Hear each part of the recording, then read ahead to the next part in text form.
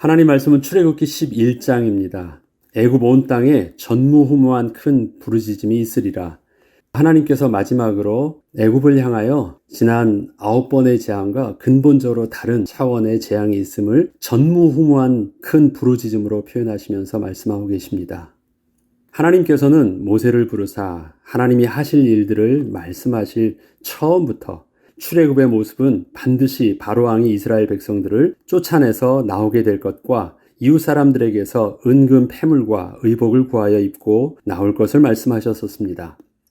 또한 쫓아내는 시점은 강한 손으로 치기 전까지는 애굽 왕이 가도록 허락하지 아니하다가 하나님께서 진짜 강한 손으로 치게 되면 그때에 내보낼 것을 말씀하셨습니다. 출애굽기 3장 19절로 22절 처음 모세를 부르실 때 하셨던 말씀입니다.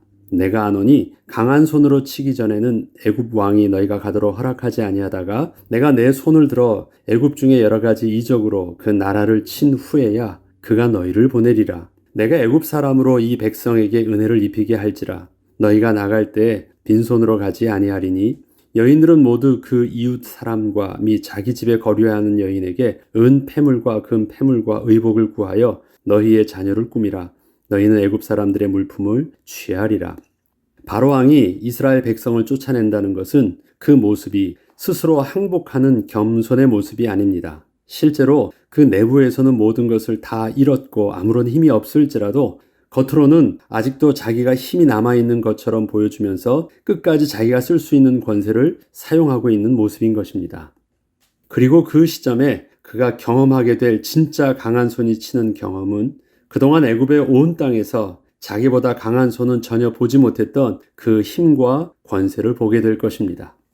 애굽의 바로왕이 자기보다 강한 손이 존재한다는 그 경험은 이 땅에 자기 자신 외에는 위대한 자가 없으며 섬김을 받을 자가 없다는 착각을 완전히 깨는 순간이 될 것이며 애굽의 온 백성들에게는 바로왕이 신의 아들이 아니고 오직 이스라엘의 하나님이 참 하나님이심을 알게 되는 사건이 될 것입니다.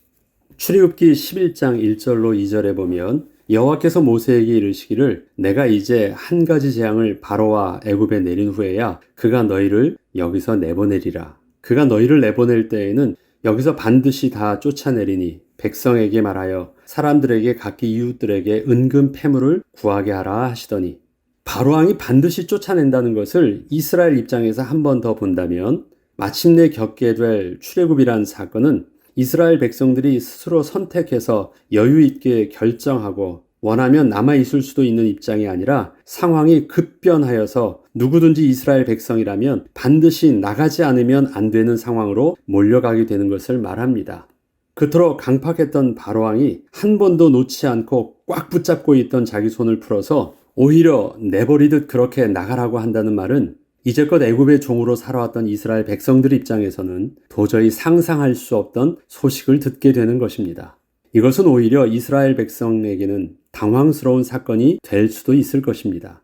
분명히 애굽으로부터 해방을 받는다는 것은 그동안 애굽의 학대 속에서 평생에 꿈꾸고 있던 일이었지만 절대 가능성을 볼 수 없었기에 그저 꿈 같은 일로 삶의 넋두리에 지나지 않았을 뿐이지 실제 그렇게 된다면 어떻게 할 것인가 대하여 사실 전혀 준비가 안 되어 있었기 때문이었습니다. 사람들이 말은 하지만 그것이 안 될 일이기 때문에 그냥 그렇게 사는 사람들이 대부분이죠.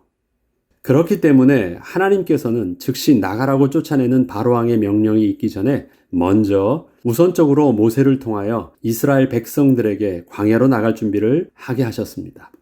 광야의 생활을 견딜 수 있도록 자녀들의 의복을 제대로 갖추어 입게 하셨고 필요로 하는 여행의 경비도 준비하게 하셨습니다.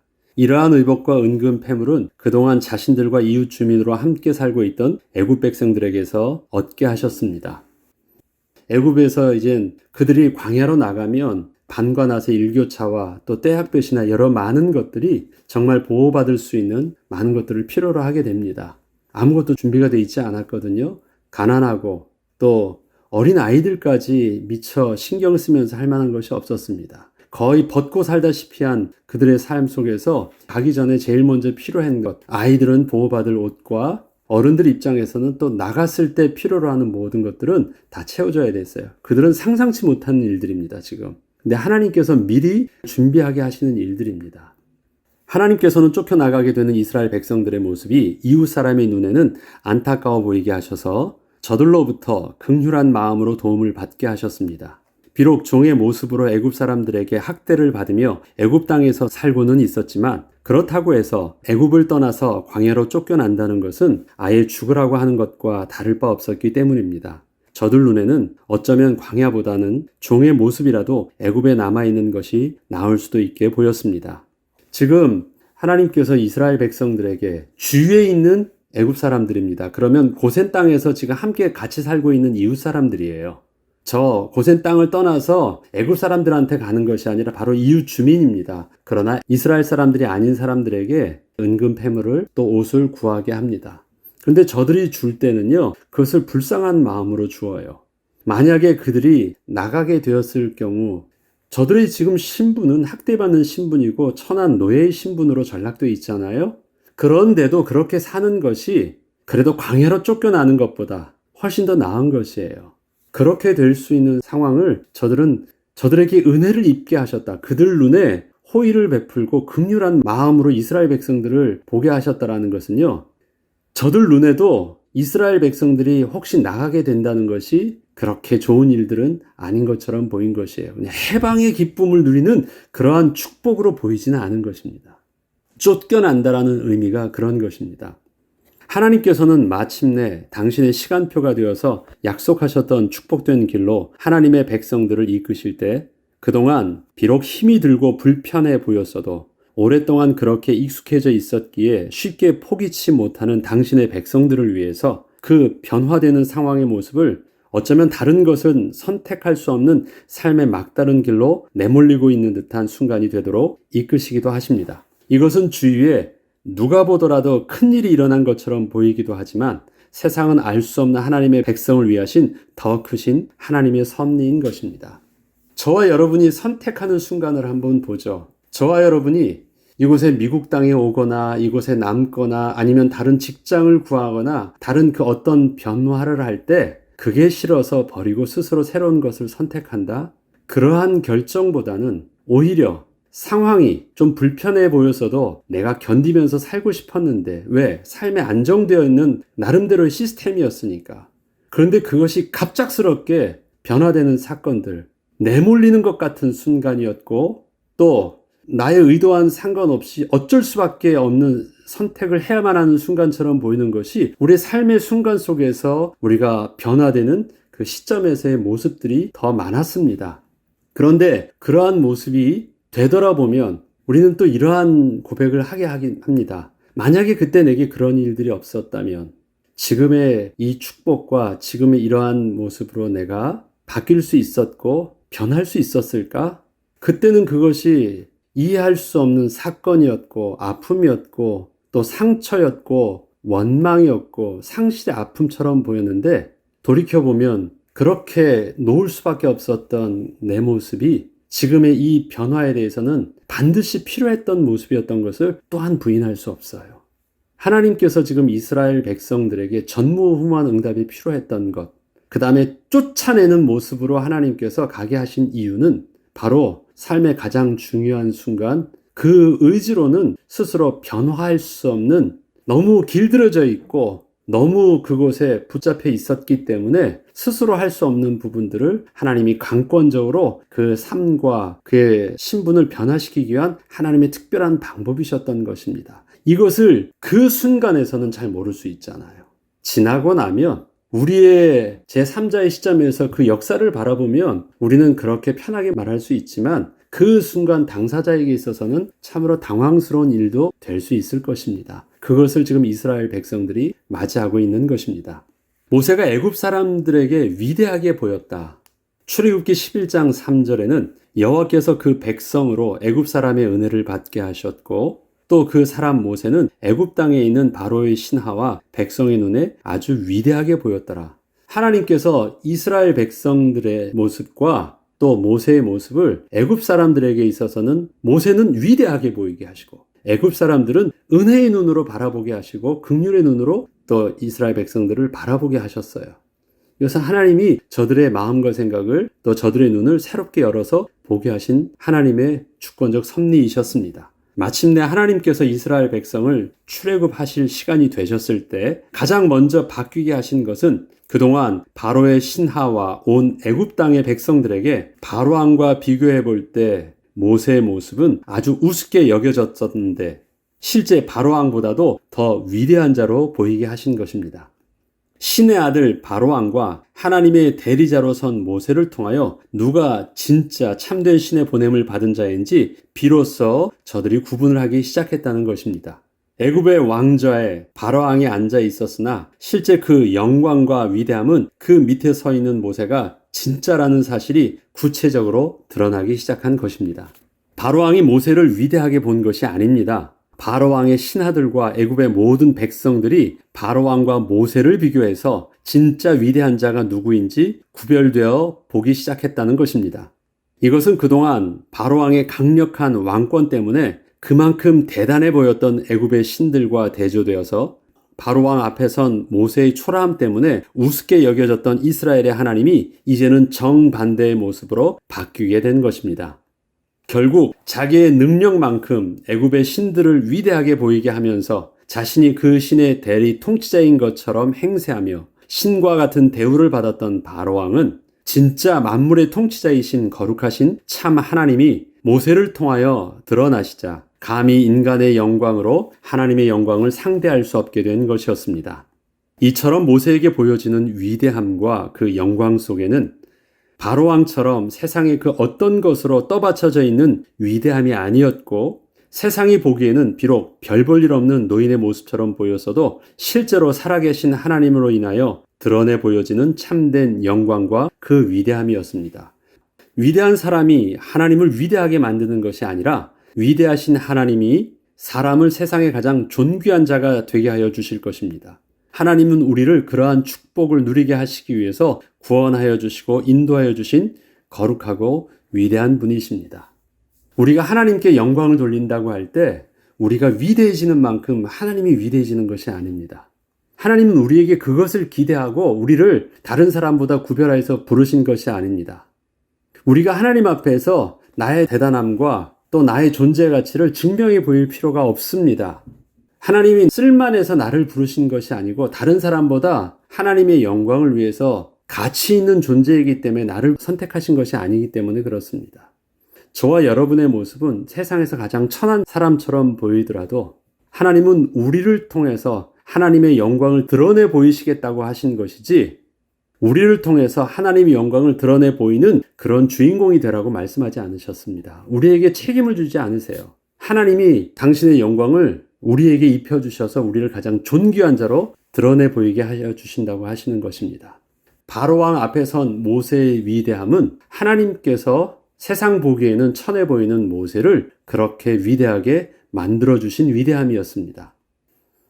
애굽 온 땅에 전무후무한 큰 부르짖음이 있으리라. 출애굽기 11장 5절로 8절에 보면 애굽 땅에 있는 모든 처음 난 것은 왕위에 앉아있는 바로의 장자로부터 맷돌 뒤에 있는 몸종의 장자와 모든 가축의 처음 난 것까지 죽으리니 애굽 온 땅에 전무후무한 큰 부르짖음이 있으리라. 그러나 이스라엘 자손에게는 사람에게나 짐승에게나 개 한 마리라도 그 혀를 움직이지 아니하리니 여호와께서 애굽 사람과 이스라엘 사이를 구별하는 줄을 너희가 알리라 하셨나니 왕이 이 모든 신하가 내게 내려와 내게 절하며 이르기를 너와 너를 따르는 온 백성은 나가라 한 후에야 내가 나가리라 하고 심히 노하여 바로에게서 나오니라. 전무후무한 일이 일어난다는 것은 그동안 지나왔던 역사에서도 찾아볼 수 없었고 앞으로도 그와 같은 일은 상상치 못할 그런 일이 발생할 것을 말합니다. 아무리 큰 일이 일어난다고 해도 그 일이 경험된 일이었다면 어느 정도 마음의 준비가 되고 대비할 수 있지만 전혀 상상치도 못한 상황과 사건이 일어나게 된다면 그 순간 모든 인간의 생각은 정지하게 되는 것입니다. 그동안 재앙들은 하나님께서 사람의 생명을 직접적으로 건드리신 것이 아니셨습니다. 아주 심각하게 보였을지라도 그것은 어떤 전염병이든 자연의 재해이든지 뭔가 세상의 자연의 재앙과 재해로 분류될 수 있었던 그러한 일들이었지만 그 어떤 원인도 없이 직접적으로 하루아침에 그것도 전염병처럼 모두가 죽는 것도 아니고 정확하게 사람의 장자와 가축의 처음 난 것만 구별하여 죽는다는 것은 인간의 어떠한 경험과 과학적 지식으로도 설명할 수 없는 일이 일어난 것입니다. 이것이 마지막 10번째 일어나는 장자의 죽음이었고 가축의 처음 난 것의 죽음이었고 하나님께서 말씀하시는 전무후무한 큰 부르짖음의 재앙이었습니다. 바로왕이 비로소 하나님을 직접 마주하게 되는 순간을 맞은 것입니다. 그동안에 그가 보았던 이적은 자기도 할 수 있는 이적이었거나 자기가 할 수 없다고 할지라도 자기보다는 좀 더 나은 어떤 사람에게서, 특별한 사람에게서 일어나는 그러한 기적 정도로 보았어요. 그렇지만 10번째 재앙은 근본적으로 차원이 다른 모습을 보여주는 것입니다. 하나님의 거룩하심이 세상이 만들어 놓은 우상과 어떻게 다른 것인지 전혀 설명조차 할 수 없게 하여 주신 것입니다. 진짜 강한 손을 경험하게 하신 것입니다. 진짜 강한 손은 바로왕보다 더 힘이 센 강함이 아니셨고 바로왕의 힘과는 근본적으로 그 차원이 다른 하나님의 전능하심이었습니다. 바로왕이 강한 손이에요. 그런데 강한 손보다 더 센 강한 손이 왔다면 바로왕은 그 다음에 무엇을 하게 될까요? 그 센 힘보다 더 센 힘을 찾겠죠. 그러나 바로왕보다 강한 손이 아니라 그것과 비교할 수 없는 근본적으로 다른 것을 보게 된다면 그는 더 센 것을 찾으려고 하지 아니하고 그 다음부터 그는 내려놓게 되는 것입니다. 그동안 9번의 재앙은 바로왕보다는 조금 더 센 힘이었어요. 그러나 10번째 재앙은 바로왕보다 조금 더 센 힘이 아니라 진짜 참된 하나님의 전능하심의 힘이셨고 세상과는 비교될 수 없는 하나님의 거룩하심과 왕권에서 나오는 그 힘이었습니다. 그렇기 때문에 이젠 그 힘을 상대해서 뭔가를 더 찾으려고 하는 그러한 노력조차 완전히 내려놓게 된 것입니다. 아, 이것은 다른 것이구나. 이러한 하나님의 전능하심은 그동안 이스라엘 백성들이 구원을 위해서 하나님께 그토록 구했던 어떠한 힘과 권세도 아니셨습니다. 이스라엘 백성들이 지금 힘이 없어요. 그래서 그들이 구원받기를 원해요. 그럼 그들이 뭘 구하겠어요? 하나님, 애굽 왕에게서 우리를 구원할 수 있는 더 힘센, 더 큰 애굽의 군대를 상대하고 애굽 왕을 상대해서 이길 수 있는 어떤 우리에게 구원자를 보내주세요. 그들이 부르짖을 수 있겠죠. 그러나 그들이 기대하고 있는 그 힘과 권세와 능력은 언제나 비교 대상이 있어요. 그 비교 대상이 누구예요? 지금 절대 힘이라고 보여지고 있는 애굽 왕과 그 권세가 그들이 지금 꿈꾸고 있는 비교 대상의 힘이에요. 그러나 하나님께서 진짜 보여주시고자 하시는 힘과 권세와 전능하심의 비밀들은 세상에서는 보지 못했고 상상할 수 없었던 창조주 하나님의 능력을 보여주시는 것입니다. 사람들이 이 땅에서도 구원을 원해요. 그런데 저들이 원하는 구원과 저들이 원하는 행복과 저들이 원하는 천국은 무엇일까요? 세상에 있는 저 부자보다도 더 잘 살게 되는 것, 저 나라보다도 더 힘센 나라가 되는 것, 저 사람보다도 더 똑똑한 것, 저러한 세상보다도 더 좋은 나라가 되는 것. 모든 것이 다 무엇이에요? 이 세상의 모든 피조물 속에서 만들어져 있는 그 어떤 것과 비교해서 더 나은 것을 우리는 구원으로 꿈꾸고 있고 해방으로 꿈꾸고 있어요. 그러나 하나님께서 우리에게 보여주시는 하나님 나라와 우리가 섬기게 될 참 하나님과 찬양드려야 될 그 하나님의 모습은 그렇게 세상과 비교되어져서 그만큼 더 위대하고 더 힘이 세고 더 멋진 나라가 천국이요 하나님이 아니십니다. 우리는 그 하나님을 만나야 돼요. 그 하나님을 보아야 돼요. 그래서 우리에게 창조주 하나님이 어떠한 분이신지를 제대로 알 때 진짜 우리는 그때부터 창조주 하나님께 예배하는 거룩한 백성이 되게 할 것입니다. 구원은 세상의 어려움 속에서 해방을 받는 것이 아니라 만물을 창조하신 참되신 하나님을 만나는 것을 말합니다. 잘 보십시오. 해방을 받는 것이 구원이 아니라 하나님을 만나는 것이 구원입니다. 세상이 꿈꾸는 것은 어려움 속에서 해방을 받아서 더 좋은 것을 얻는 것입니다. 그러나 우리는 더 좋은 것을 얻는 것이 아닙니다. 우리의 문제로부터 해방을 받는 것이 우리의 신앙의 목적이 아닙니다. 진짜 본래 스스로 계신 그 하나님을 진짜 만나는 것입니다. 세상은 만날 수도 없고 상상치도 못했던 일들이니까. 그래서 세상에 더 좋은 것을 얻어서 누릴 수 있는 기쁨이 아니라 하나님 한 분만으로 만족할 수밖에 없는 기쁨. 왜 하나님 한 분만으로 만족할 수밖에 없을까요?